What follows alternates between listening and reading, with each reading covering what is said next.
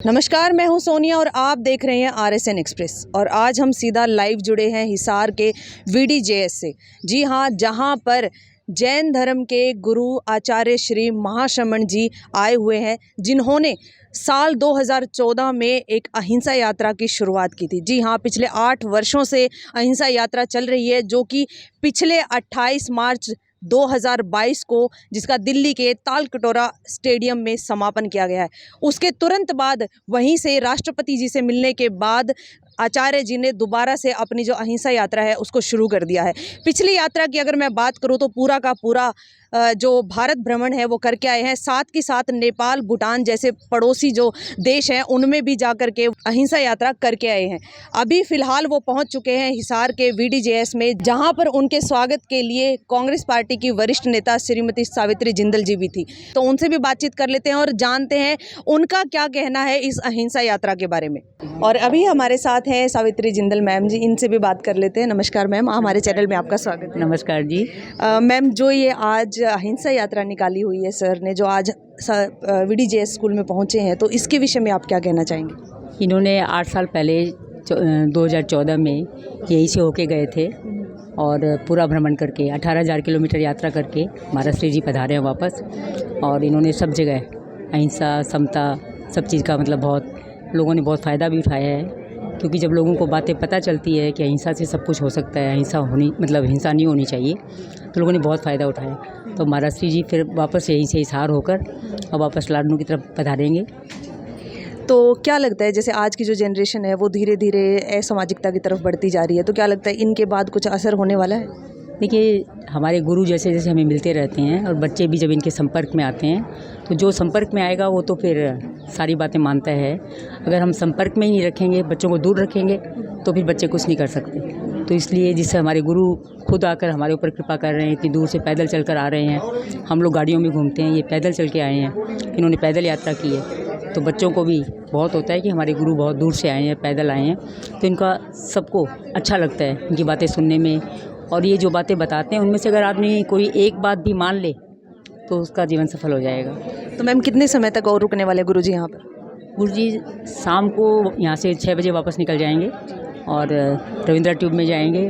उसके बाद सुबह फिर बिहार करेंगे। बिहार करते ही रहते हैं, कहीं एक जगह रुकते ही नहीं है। हाँ से 1 रात रुके थे, तो हिसार में भी 1 रात रुकेंगे और उसके बाद फिर आगे इनका आगे चलते ही रहेंगे। और अभी हमारे साथ साध्वियों के जो महागुरु हैं वो हम हैं, उनसे भी बात कर लेते हैं।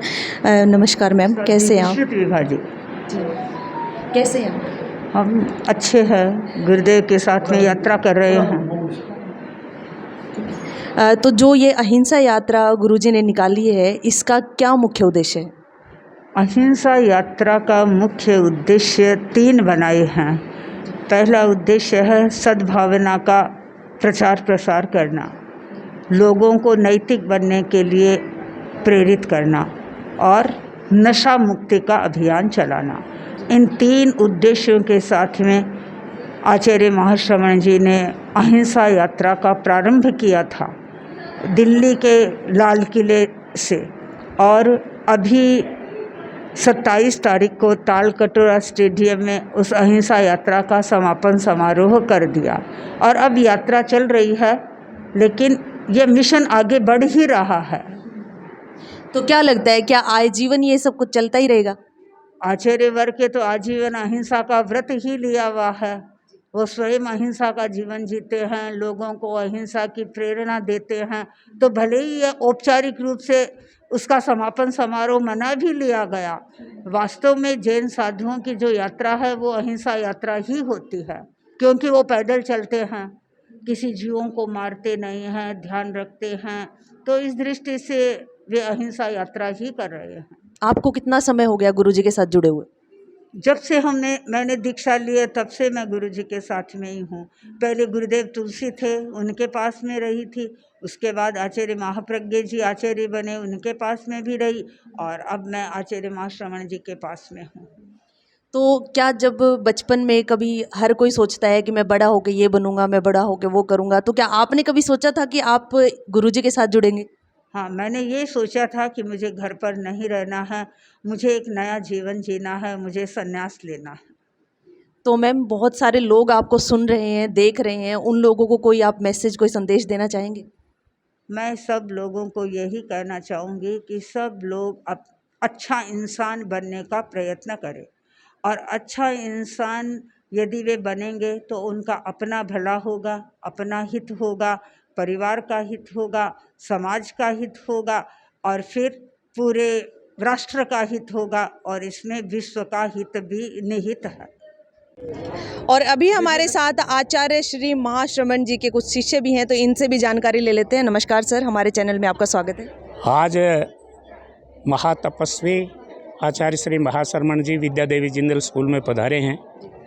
आचार्य महाश्रमण जी वो महान हस्ती हैं जिन्होंने 3 देशों और भारत के 20 प्रांतों में लगभग 18,000 किलोमीटर की अहिंसा पद यात्रा की है।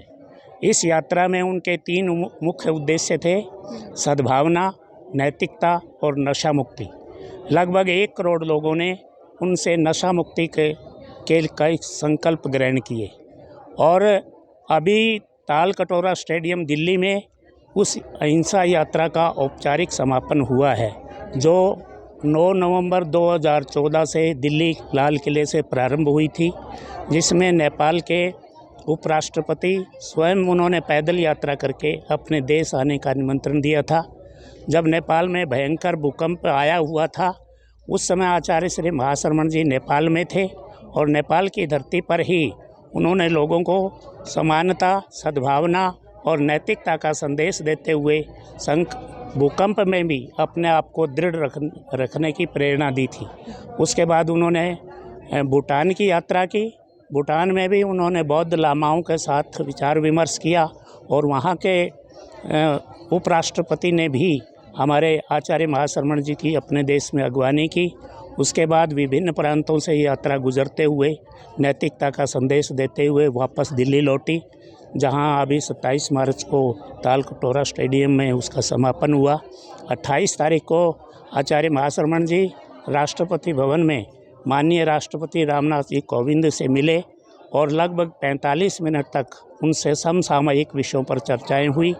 उस कार्यक्रम में, जिसमें अहिंसा यात्रा का समापन कार्यक्रम में हमारे लोकसभा अध्यक्ष श्री ओम बिरला जी, रक्षा मंत्री राजनाथ सिंह जी, बीजेपी के प्रवक्ता सुधांशु त्रिवेदी जी और अनेक लोग उस कार्यक्रम में राष्ट्र नेता उपस्थित हुए, जिन्होंने अहिंसा यात्रा की बहुत प्रशंसा की। और ये मूल रूप से, अगर हम ये बात वास्तविक रूप से ये कहें, तो इस अहिंसा यात्रा का पूरे देश में इतना ज़बरदस्त प्रभाव पड़ा है कि आज बड़े से बड़े राजनेता, बड़े से बड़े चाहे वो सामाजिक व्यक्ति हों, चाहे राजनेता हों, और एक उल्लेखनीय बात यहाँ मैं ये और बता दूँ आपको कि आरएसएस के जो सरसंघ चालक हैं भागवत जी, मोहन भागवत जी, वो हर वर्ष आचार्य श्री की सन्निधि में उपस्थित होते हैं और बराबर समसामयिक विषयों पर विचार विमर्श करते हैं।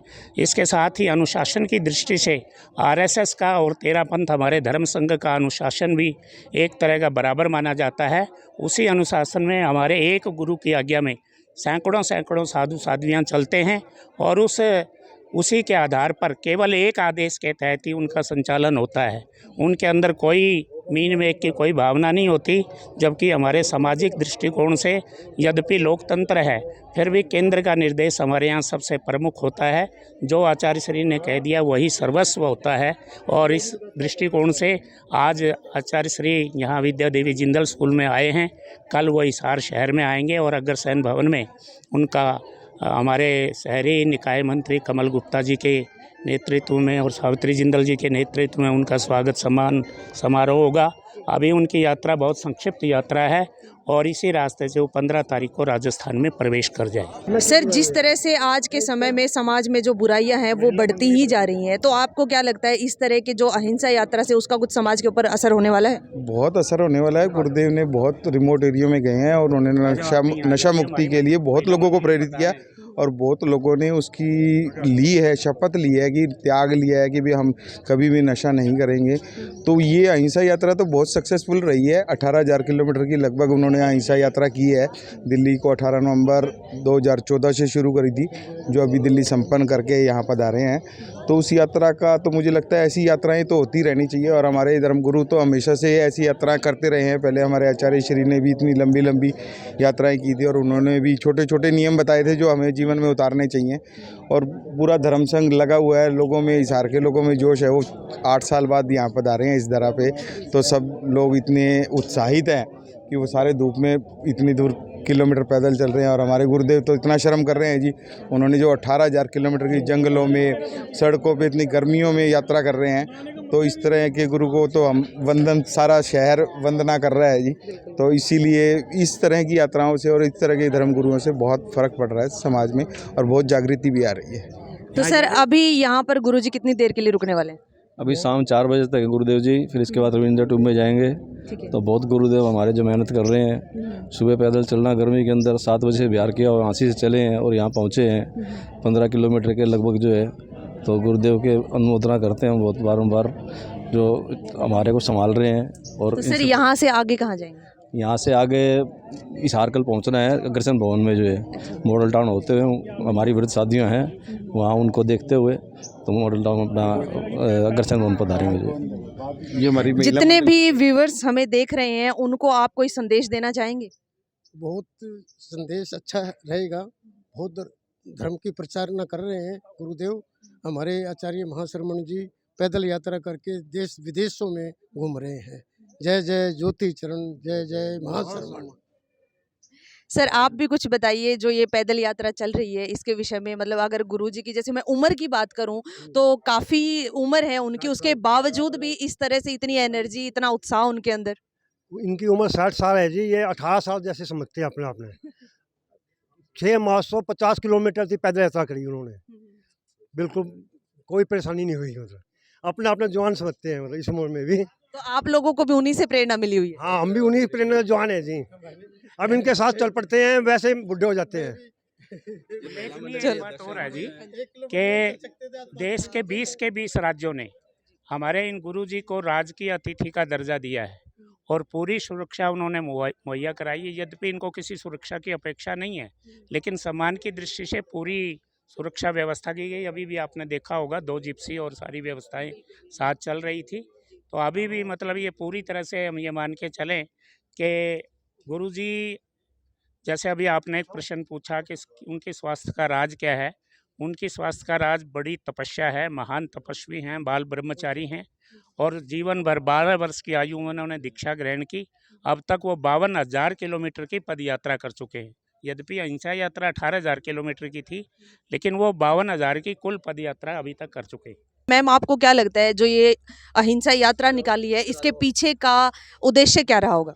अहिंसा यात्रा के पीछे का उद्देश्य जो मुझे लगता है कि सभी जन जन में अहिंसा अहिंसा क्या होती है, किसी के प्रति हिंसा ना करो, और यही फैलाना, नशा मुक्ति। आचार्य श्री इतनी दूर दूर तक यात्रा की है कि हर एक बिहार वगैरह में भी नशा मुक्ति का इतना संदेश दिया है कि सभी लोग नशा मुक्त हो रहे हैं। कल आचार्य श्री स्कूल में थे झांसी के पास, वहाँ भी बच्चों को खड़ा करके उन्होंने कहा, भी बच्चों तुमने लाइफ में कभी भी शराब नशे आदि का सेवन नहीं करना, ताकि बच्चों के आगे संस्कार बढ़े, नशा मुक्ति खत्म हुई, नशा खत्म हुए, और सभी अपने जो छोटे छोटे जीव हैं उनके भी हिंसा ना करें, छोटे छोटे बच्चों से भी महान बने। तो अहिंसा यात्रा का बहुत बड़ा उद्देश्य है और हम लोग उसमें सफल हो रहे हैं। हम चाहते हैं कि सभी लोग अहिंसा यात्रा में शामिल हुए हैं। इतने 7 देशों में आचार्य श्री ने अहिंसा यात्रा की है और 18,000 किलोमीटर चल के आए हैं। तो बहुत बड़ा मोटिव है अहिंसा यात्रा का। तो आप कितने समय से जुड़े हुए हैं इनके साथ? मैं तो जैसे बहुत सालों से जुड़े हैं, तब से मेरी मैरिज हुई है, मेरे को 25 इयर्स हो गए हैं, तब से जुड़े हैं। हमारे घर से खुद बने हुए हैं, हमारी 4 बुआ सास बनी हुई हैं, तो मैं तो तब से ही बहुत ज़्यादा जुड़ी हुई हूँ।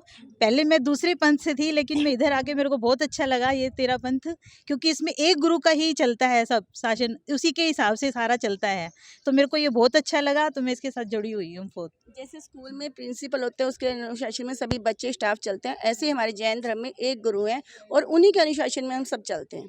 मैं हमारी ननंद भी महाराज जी बनी हुई हैं, बुआ सास भी महाराज बनी हुई हैं काफ़ी सालों से। वो भी जैसे आचार्य श्री जहाँ रहना है, जहाँ जाना है वहाँ जाते हैं, वहाँ रहते हैं। उन्हीं के शासन में हम सब चलते हैं। और हम पहले जैन नहीं थे, शादी के बाद जैन आए हैं, बने हैं। जैन परिवार में हमारी शादी हुई है, तो हमें बहुत अच्छा लगा। और एक बात और मैं कहना चाहूँगी कि आचार्य श्री तुलसी जी ने महिलाओं के उत्थान के लिए बहुत बड़ा काम किया है। पर्दा प्रथा उन्होंने ही मुक्त किया है। और अब भी पिछले दिल्ली में 3 दिन में 150 किलोमीटर इन्होंने पद यात्रा करके हमारी जो साध्वी प्रमुखा जी हैं, शासन माता कनक प्रभा जी, उनको दर्शन देने के लिए बालाजी एक्शन हॉस्पिटल में पधारे थे। बिना खाए पिए लगातार पद यात्रा की है इन्होंने, सुबह से लेकर शाम तक। और बालाजी एक्शन में पधार कर उनको दर्शन दिए, उनका चित्त समाधि प्रदान की है। आपसे मैं ये जानना चाहूँगी, जैसे महिलाएं होती हैं वो घर गृहस्थी परिवार और इन सब में बहुत उलझी हुई होती है। ऐसे में किस तरह से इनके साथ रहने का और जैसे जुड़ने का टाइम कैसे निकाल लेते हैं आप? जुड़ने का टाइम तो हमारी श्रद्धा है, श्रद्धा से ही हम, श्रद्धा और भाव से हम इनके साथ चल सकते हैं।